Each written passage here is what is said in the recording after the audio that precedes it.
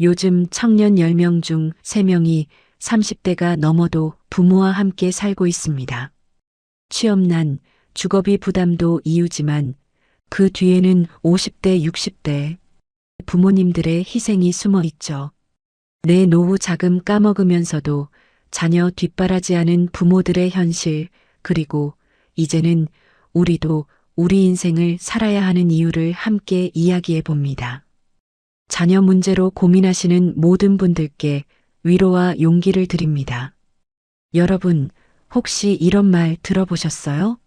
저녁 7시쯤 되면 엄마 밥 뭐야? 하고 방문 열고 나오는 소리요. 그 목소리 주인공이 대학생이면 그러려니 하겠는데 34 먹은 아들이라면요? 직장도 다니고 월급도 받는데 말이죠. 이게 남의 이야기 같지만 대한민국 가정 10곳 중 3곳에서 벌어지는 일입니다. 통계청 자료 보면 25세에서 34세 청년 중 33.8%가 아직도 부모님과 함께 살아요. 그냥 함께 사는 게 아니에요. 부모 지갑에, 부모 노후에 말 그대로 빨대 꽂고 사는 겁니다. 여러분, 이 영상 절대 끝까지 보셔야 합니다. 왜냐고요? 지금 당장 손 안 쓰면 우리 노후 자금 완전히 증발하고 10년 후에는 80대 부모가 50대 자식 먹여 살리는 일본의 8050 문제가 우리 집 이야기가 될 수 있기 때문입니다. 이 소중한 정보를 더 많은 분들께 전하고 싶은데요.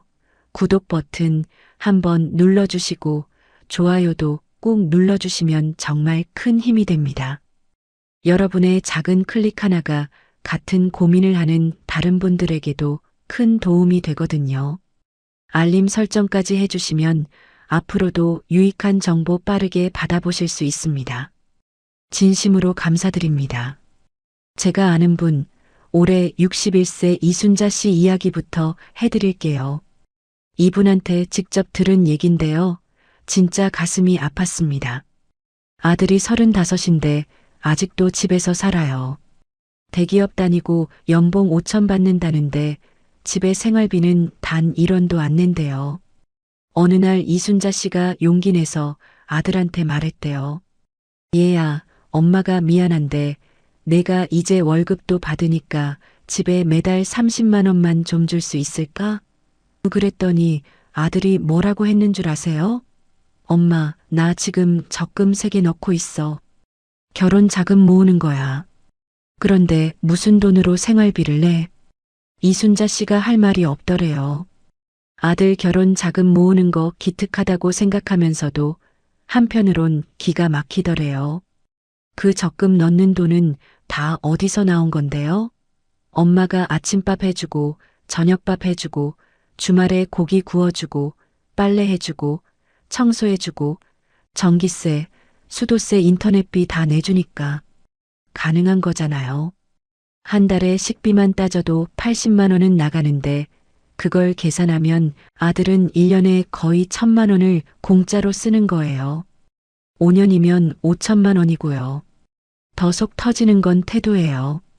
엄마 양말 어디 있어? 엄마 내 셔츠 다렸어? 엄마 나 오늘 저녁 늦게 들어올 거야. 근데 배고플 텐데 뭐 좀 남겨놔. 35 먹은 어른이 하는 말이 이거래요. 이순자 씨가 어느 날 남편한테 하소연했대요. 여보, 우리 아들 언제 독립할까요? 나 이제 환갑 넘었는데 아직도 아들 뒷바라지하고 있어요. 그랬더니 남편이 뭐래요? 당신이 너무 잘해줘서 그래. 나가기 싫은 거지. 밖에 나가면 다 돈이잖아. 맞는 말이긴 한데 그럼 언제까지 이렇게 살아야 하냐는 거예요. 그런데 여기서 끝이 아니에요. 이순자 씨가 더 답답한 건 아들이 친구들이랑 놀 때는 돈을 펑펑 쓴다는 거예요. 주말마다 골프 치러 가는데 한 번에 30만 원씩 들어가요.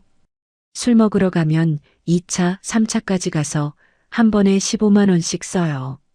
명품 시계 사겠다고 매달 50만 원씩 할부로 내고 있어요.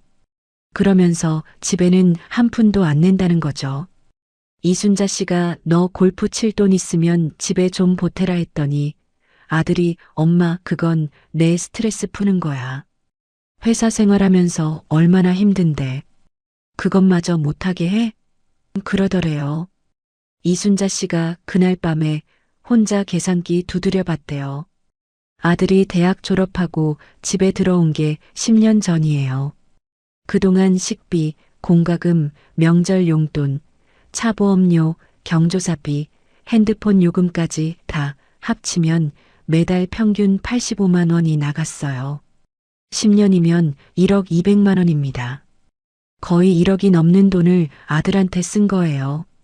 만약에 그 돈을 연 3% 수익률로 적금 들었으면 지금 1억 3천만 원이 넘게 모였을 거예요. 이순자 씨가 그 계산 결과 보고 한참을 울었대요. 우리 노후 자금이 여기 다 있었구나. 이 생각이 들었대요. 제 친구 김영애 씨는 더 심각해요. 딸이 32인데 아직도 집에 살아요. 그것도 모자라서 남자친구까지 맨날 집에 데려온대요. 주말마다 남자친구랑 거실에서 영화 보고 저녁 먹고 가고 심지어 자고 가는 날도 있대요. 처음엔 김영애 씨가 그냥 넘어갔어요. 요즘 애들은 그렇다고 생각했거든요. 근데 3년째 계속되는 거예요. 그러다가 어느 날 폭발했대요. 야, 너희 둘이 사귀는 건 엄마가 뭐라 안 해. 근데 결혼할 거면 결혼하고 아니면 너라도 독립해. 32인데 언제까지 엄마 아빠한테 얹혀 살 거야? 그랬더니 딸이 울면서 뭐래요? 엄마는 나한테 왜 그래요? 나 혼자 독립하면 월세만 80만 원이에요. 거기다가 관리비, 식비, 통신비 하면 150만 원은 나가요. 내가 월급 300 받는데 어떻게 살아요? 결혼 자금은 또 언제 모아요? 김영애 씨가 기가 막혀서 그럼 엄마 아빠는? 우리 노후는? 우리 연금 타봤자 200만 원도 안 되는데 그걸로 우리도 살고 너까지 먹여 살려? 했더니 딸이 저도 스트레스 받아요. 하면서 방문 쾅 닫고 들어가더래요. 그날 밤 김영애 씨가 남편한테 여보, 우리가 애를 잘못 키운 것 같아요 했더니 남편도 한숨만 푹푹 쉬더래요. 둘이 밤새 계산해 봤대요. 딸이 대학 졸업하고 집에 들어온 게 8년 전인데 그동안 매달 평균 70만 원씩 들어간 거예요. 식비, 공과금, 명절 용돈, 친구 결혼식 축의금, 차 보험료, 핸드폰 요금까지 다 부모가 됐으니까요. 8년이면 6,700만 원이에요. 거의 7천만 원을 쓴 거죠. 만약에 그 돈을 노후 자금으로 모았으면 지금 통장에 8천만 원은 있었을 거라는 생각이 드니까 눈물이 나더래요. 더 화나는 건 딸이 돈을 안 쓰는 것도 아니라는 거예요. 네일아트 한 달에 8만 원, 헬스장 10만 원, 명품 가방 사려고 할부로 매달 30만 원씩 내고 친구들이랑 여행 가면 한 번에 100만 원씩 쓰고 그러면서 집에는 한 푼도 안 낸대요. 김영애 씨가 넌 돈이 어디 쓰이는지 알기나 해? 했더니 딸이 엄마 나 내 돈으로 내가 사는 건데 왜 참견해요? 그러더래요. 기가 막혀서 말이 안 나오더래요. 더 가관인 건 딸의 남자친구예요. 이 남자도 34인데 아직 부모님 집에 산대요. 그러니까 두 사람이 만나면 항상 여자 집에서 데이트하는 거예요. 남자친구 집은 부모님이 불편해 하시니까요. 김영애 씨가 어느 날 딸한테 야, 남자친구 집은 왜 안 가? 했더니 엄마 거기 가면 눈치 보여요. 우리 집이 더 편해요. 그러더래요. 김영애 씨가 그럼 엄마 아빠는 눈치 안 보여? 우리도 불편해 했더니 딸이 엄마는 왜 그래요? 우리 집인데 그래요. 아니, 너희 집이 아니라 엄마 아빠 집이지. 이런 생각이 들었대요. 제 동네 박철수 씨는 더 기가 막힌 경우예요. 아들이 38인데 아직도 부모한테 손 벌려요. 직장은 다니는데 연봉이 3천 정도밖에 안 된대요. 그것도 계약직이고요. 처음엔 박철수 씨가 그래도 우리 아들 열심히 산다고 생각하면서 도와줬어요. 월세 50만 원 보태주고 식비로 30만 원 주고 명절 때마다 50만 원씩 주고 그렇게 5년을 도와줬더니 5천만 원이 나간 거예요. 근데 아들 통장에는 돈이 없어요. 다 어디 갔는지 모르겠대요. 어느 날 박철수 씨가 아들한테 야, 너 돈 관리 좀 해라. 아빠가 매달 100만 원 가까이 보태주는데 너 돈이 왜 안 모여? 했더니 아들이 아빠 요즘 3천만 원으로 어떻게 살아요? 월세, 교통비, 통신비, 보험료 내고 나면 남는 게 없어요. 밥이라도 제대로 먹으려면 50만 원은 들어가고. 그래요. 박철수 씨가 그럼 아빠는? 아빠 월급이 400만 원인데 너한테 100 주고 엄마 용돈 주고 집 대출금 내고 공과금 내고 나면 아빠도 남는 거 없어. 근데 아빠는 너를 언제까지 도와줘야 해? 했더니 아들이 결혼하면 안 달라고 할게요. 그러더래요. 박철수 씨가 기가 막혀서 너 결혼은 언제 할 건데? 여자친구는 있어? 했더니 지금 만나는 사람 있는데 결혼하려면 집도 장만해야 하고 결혼식도 해야 하잖아요. 아빠가 좀 도와주셔야죠. 그래요. 박철수 씨가 그날 밤에 와이프한테 여보, 우리가 미쳤나 봐. 38 먹은 아들이 아직도 용돈 타먹고 결혼 자금까지 대달라고 그래. 우리 노후는 어떡하라고? 했더니 부인도 눈물 흘리더래요. 그래도 우리 아들인데 어떡해요. 안 도와주면 결혼도 못 하잖아요. 그런데 박철수 씨가 나중에 알고 보니까 아들이 돈 관리를 전혀 못 하더래요. 주말마다 PC방 가서 게임하고 배달 음식 시켜 먹고 술 마시러 다니고 담배도 피우고 그러다 보니까 돈이 모일 리가 없는 거예요. 박철수 씨가 너 30대 후반인데 언제까지 이렇게 살 거야? 주변 친구들은 다 결혼해서 애도 낳고 사는데 너는 왜 이러니? 했더니 아들이 아빠 나도 하고 싶어요. 근데 돈이 없잖아요. 그래요. 박철수 씨가 그럼 돈 모으기라도 하든가 했더니 어떻게 모아요? 월급이 적은데 이러더래요. 이런 이야기 들으면 뭐가 문제일까요? 자녀가 나쁜 걸까요? 부모가 잘못한 걸까요? 저는 둘 다라고 봐요. 자녀들은 독립할 능력이 있는데도 편한 걸 선택하는 거고 부모들은 자녀를 못 놓는 거죠. 그러다 보니까 악순환이 반복되는 겁니다. 제가 아는 또 다른 분, 정미숙 씨 얘기도 해드릴게요. 이분은 쌍둥이 아들을 키우는데 둘 다 35이에요. 첫째는 공무원이고 둘째는 중소기업 다녀요. 둘 다 집에서 살아요. 정미숙 씨가 처음엔 애들이 돈 모으는 거니까 이해하자 했는데 어느 날 보니까 첫째 아들이 외제차를 샀더래요. 할부로 5천만 원짜리 차를요. 정미숙 씨가 깜짝 놀라서 야, 너 무슨 돈으로 그런 차를 사? 했더니 엄마 나 월급 받잖아. 그리고 집에서 사니까 생활비가 안 드는데 차 정도는 살 수 있지 그러더래요. 정미숙 씨가 기가 막혀서 너 집에서 공짜로 먹고 자면서 그 돈으로 차를 사? 그럼 엄마 아빠가 너희 둘 먹여 살리는 돈은 생각 안 해? 했더니 아들이 엄마 우리 돈 내라고 그래요? 그럼 엄마 아빠는 우리한테 뭐 받으려고 나왔어요? 그러더래요. 정미숙 씨가 그 말 듣고 가슴이 철렁 내려앉았대요. 내가 자식을 이렇게 키웠나 싶어서 며칠을 울었대요. 더 화난 건 둘째 아들이에요. 이 아들은 차는 안 샀는데 대신 주식에 미쳤더래요. 월급 받으면 다 주식에 넣고 심지어 대출까지 받아서 투자한대요. 정미숙 씨가 너 혹시 빚 있어? 했더니 엄마 주식은 투자야. 돈 벌려고 하는 거지 그래요. 얼마나 빚졌는데? 물어봤더니 3천만 원 정도요 그러더래요. 정미숙 씨가 기절할 뻔했대요. 집에서 밥 얻어먹고 공짜로 살면서 대출까지 받아서 주식한다는 게 말이 되나요? 그날부터 정미숙 씨가 남편이랑 의논해서 결정했어요. 애들한테 생활비를 받기로요. 한 명당 40만 원씩, 둘이면 80만 원이요. 그리고 1년 안에 둘 다 독립하라고 통보했대요.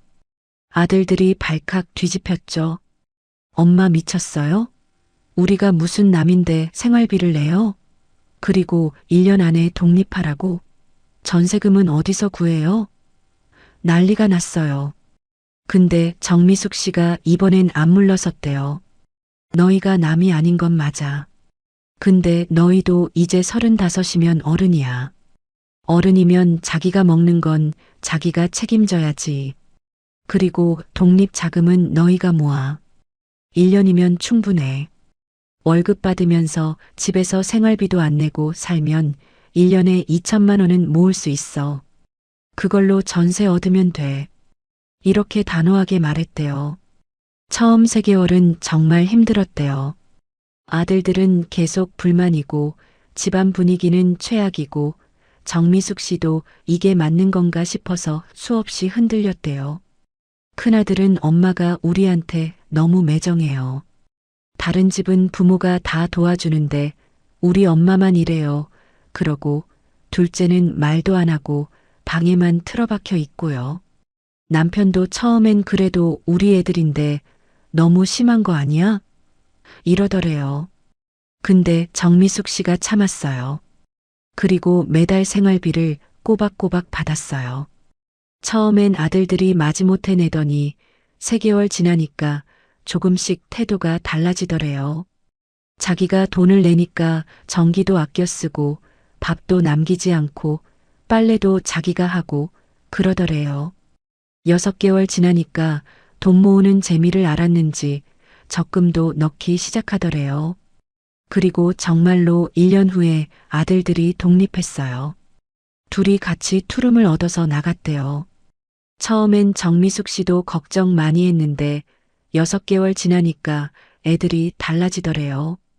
스스로 장 보고 밥 해 먹고 청소하고 돈 관리하고 그러면서 철이 드는 게 보이더래요. 큰아들은 외제차 팔고 중고차 샀대요. 할부금 부담이 크다는 걸 깨달은 거죠. 둘째는 주식 대출금도 다 갚고 이제는 차근차근 저축한대요. 1년이 지난 지금 아들들이 엄마한테 고마워한대요. 엄마, 그때 엄마가 밀어내줘서 고마워요. 안 그랬으면 저희 평생 집에서 살았을 거예요. 지금 되게 뿌듯해요. 제가 제 힘으로 사는 게. 정미숙 씨가 그 말 듣고 울었대요. 힘들었지만 잘한 거라는 생각이 들어서요. 그런데 여러분, 모든 집이 다 이렇게 잘 풀리는 건 아니에요. 제가 아는 어떤 분은 진짜 비극적인 경우였어요. 아들이 42인데 아직도 부모한테 얹혀 살아요. 한 번도 제대로 된 직장을 다녀본 적이 없고 부모 연금으로 살아요. 부모는 이제 78, 75인데 아들 걱정에 잠을 못 잔대요. 우리가 죽으면 이 아이는 어떻게 사나 그 생각뿐이래요. 이 아들은 젊었을 때 취업에 실패하고 계속 집에 있었대요. 처음엔 부모도 재수하면 되겠지, 삼수하면 되겠지 했는데 5년, 10년 지나니까 이제는 취업할 의지도 없고 능력도 없어진 거예요. 하루 종일 집에서 컴퓨터하고 게임하고 밤낮이 바뀌어서 살고 부모가 뭐라고 하면 화내고 이렇게 20년을 보낸 거예요. 부모는 자기들이 죽으면 아들이 고립돼서 큰일 날까봐 무섭다고 하더래요. 이게 바로 일본에서 말하는 8050 문제예요. 80대 부모가 50대 자녀를 먹여 살리는 문제요. 처음엔 20대, 30대 때 잠깐 도와주는 거였는데 그게 습관이 되고 10년, 20년 지나니까 부모도 늙고 자녀도 나이 들어서 취업도 못하고 결국 부모가 죽을 때까지 자녀를 책임지는 거예요. 이런 경우가 일본에서만 60만 가구가 넘는다고 해요. 그리고 이게 지금 한국에서도 시작되고 있다는 겁니다. 서울시에서 조사한 자료 보면요. 40대 중반 이후에도 부모와 동거하는 비율이 7.2%래요. 100명 중 7명이 45 넘어서도 부모한테 얹혀 산다는 거죠. 이 사람들은 독립할 가능성이 거의 없어요. 이미 습관이 됐고 능력도 없고 의지도 없으니까요. 그럼 결국 부모가 평생 책임지는 거예요. 여러분, 이게 남의 일 같으세요? 지금 30대 자녀를 집에서 키우고 계시다면 10년 후, 20년 후에 우리도 똑같은 상황이 될 수 있어요. 지금 당장 손 써야 합니다. 늦으면 늦을수록 더 힘들어져요. 그럼 구체적으로 어떻게 해야 할까요? 첫 번째, 솔직하게 대화하세요. 자녀한테 우리 경제 상황을 정확히 말하는 겁니다. 얘야, 엄마 아빠 통장에 돈이 얼마 남지 않았어. 앞으로 5년 안에는 너를 도와줄 수 없어. 그러니까 너도 준비해야 해. 이렇게 명확하게 말해야 해요. 자녀들은 부모가 여유 있다고 착각하고 있어요. 그 착각을 깨줘야 합니다. 실제로 한국보건사회연구원 조사에 따르면 50대 가구의 60%가 노후 준비가 부족하다고 느낀대요. 평균 준비된 노후 자금이 8천만 원 정도밖에 안 된대요. 그런데 건강한 노후 생활을 위해서는 최소 2억 원은 있어야 한다고 전문가들이 말해요. 그 차이가 1억 2천만 원이에요. 이 돈을 어디서 구할까요? 자녀한테 계속 주다 보면 절대 모을 수 없어요. 두 번째, 생활비를 받으세요. 같이 살더라도 매달 일정 금액을 받는 겁니다. 30만 원이든 50만 원이든 자녀 월급에 맞춰서 받으세요. 처음엔 싫어할 거예요. 엄마 왜 그래요? 집에서 돈을 받아요? 그럴 때 단호하게 말하세요. 너도 이제 어른이야. 어른이면 자기가 쓰는 건 자기가 내야지. 이게 사회생활이야. 제가 아는 어떤 분은 이렇게 받은 생활비를 자녀 명의 통장에 따로 모아뒀다가 나중에 독립할 때 독립자금으로 줬대요. 자녀는 처음엔 생활비 내는 게 억울했는데 나중에 그 돈을 돌려받으니까 부모 마음을 이해하게 됐대요. 이런 방법도 좋은 것 같아요. 세 번째, 기한을 정하세요. 무기한으로 같이 사는 게 아니라 명확한 날짜를 정하는 겁니다. 2년 후 2027년 2월 28일까지는 무조건 나가라. 이렇게 구체적으로 말해야 해요. 그리고 그 목표를 위해서 같이 계획을 세우는 거죠. 매달 얼마씩 모으고 어느 동네에 집을 알아보고 이렇게요. 캘린더에 표시해두고 매달 체크하는 것도 좋아요. 네 번째, 흔들리지 마세요. 자녀가 울면서 매달리거나 화내거나 삐지거나 해도 절대 흔들리면 안 됩니다. 한번 흔들리면 자녀는 아, 뗐으면 되는구나. 이렇게 학습해요. 그럼 끝이에요. 부모가 단호해야 자녀도 정신 차립니다. 제가 아는 분은 아들이 3개월 동안 말도 안 하고 밥도 안 먹고 버텼는데 그래도 끝까지 밀어붙였더니 결국 아들이 항복했대요.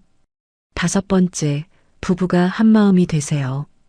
아빠는 강경하게 나가는데 엄마가 몰래 용돈 주고 이러면 절대 안 돼요.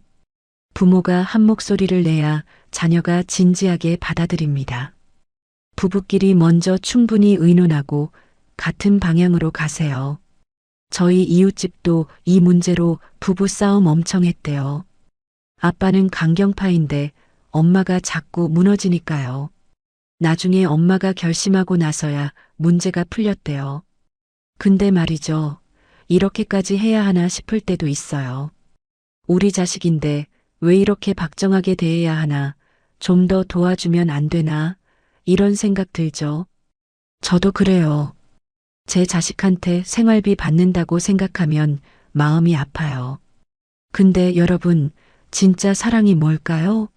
평생 옆에 두고 대신 살아주는 게 사랑일까요? 아니에요. 자녀가 혼자서도 잘 살 수 있게 만드는 게 진짜 사랑이에요.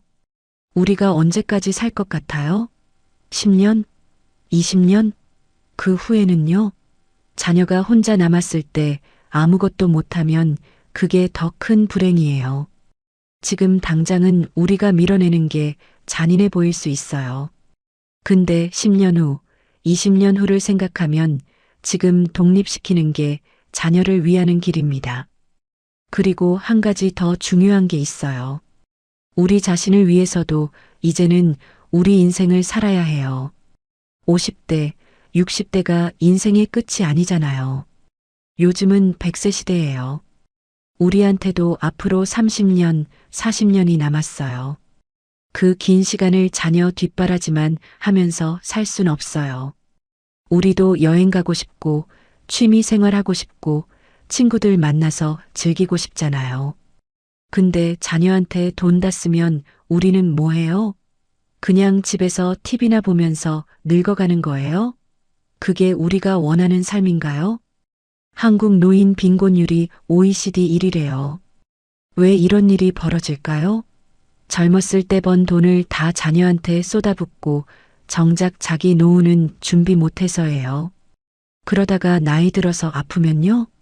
자녀한테 손 벌려야 해요. 근데 자녀도 여유가 없어요. 결국 부모도 힘들고 자녀도 부담스럽고 서로가 불행해지는 거예요. 이제 우리가 생각을 바꿔야 해요. 자녀를 위해 희생하는 게 미덕이라는 생각에서 벗어나야 합니다. 물론 자녀는 소중하죠. 하지만 우리 인생도 소중해요. 우리도 행복할 권리가 있어요. 우리가 행복해야 자녀도 행복해요. 불행한 부모 밑에서 자녀가 행복할 수 없어요. 마지막으로 한 가지만 더 말씀드릴게요. 혹시 지금 자녀 문제로 고민하고 계시다면 너무 자책하지 마세요. 여러분 잘못이 아니에요.